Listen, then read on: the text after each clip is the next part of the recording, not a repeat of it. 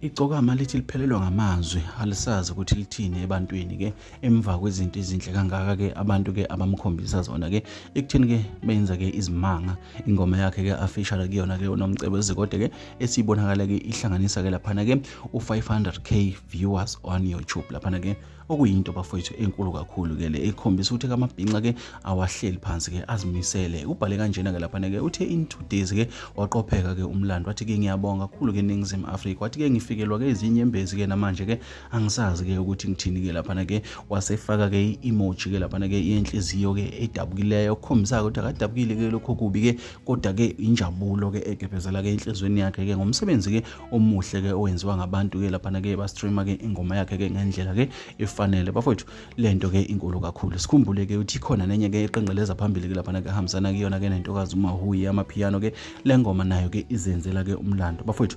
njengoba ke nganithembisa ngathi ngizonithatha nginibeke njengoba kunjalo ke ngisenza khona lokho bafowethu ama-update ke ngizolokhu ke nginayithulela wona ke ngininika njengoba ke enjalo nihlale khona la kukhona futhi okunye seniphathele khona